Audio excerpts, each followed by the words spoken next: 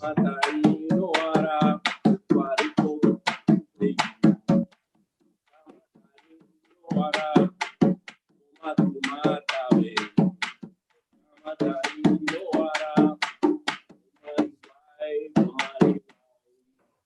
essentially, that song is called "Hear Me, My People," and I'm speaking to a group that's I believe in Boston, correct? Yes. Okay, so the other thing that we'd like to do that is traditional is something that many are doing today is called the land acknowledgement.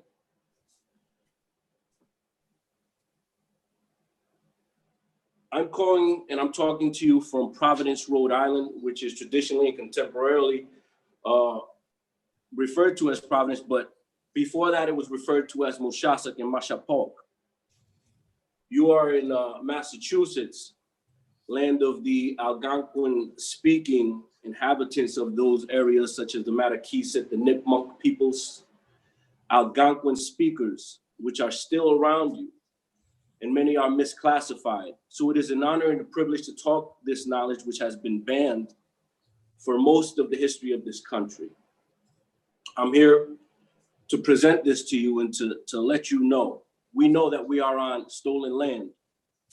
I'm speaking to many people which are misclassified, had to adopt names through the Spanish caste system of encomienda and asiento. So many of us carry names of European ancestors, but all the knowledge of our ancestors has been all but erased. And so again, this is a privilege. I'd like to acknowledge the land of the Nipmuc, the land of the Massachusetts and Matakeesit peoples, the land of the Algonquin speaking peoples who have given everything in this experiment of colonization, the same way our Arawak Taino original inhabitants of the Caribbean and the first slaves in the Americas, human trafficked all over the Americas, from the Caribbean to New England, to the Midwest and to South America. So today we're gonna speak about something that's not very well talked about. I know that you all have been studying some of the process of colonization. I saw some of the notes that spoke about the 1500s and the arrival of the Portuguese to Brazil. But we're gonna talk about Borinquen, which is contemporarily referred to as Puerto Rico.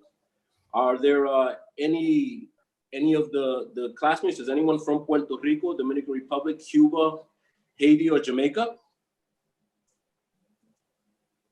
Where are you from? I see you in the back with your hand up. From Puerto Rico. I can't really hear you, but She said Puerto Rico. Puerto Rico, all right. So Borinquen, land of the valiant and noble Lord. I am from Borinquen too. We're gonna talk today about a presentation that I talk about. It's called Phenotypes in the Spanish Caste System. So I'm not sure.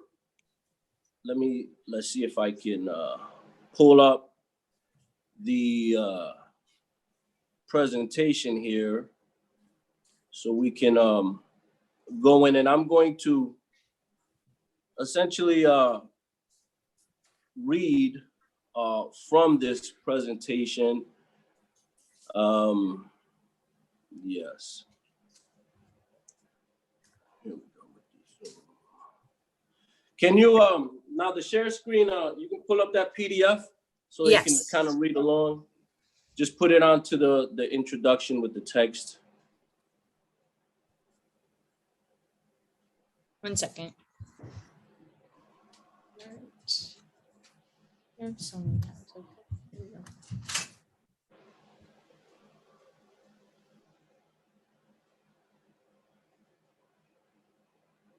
Okay, well, I guess that might not work exactly that way, but I'll pull it up here. Can you see it? I'm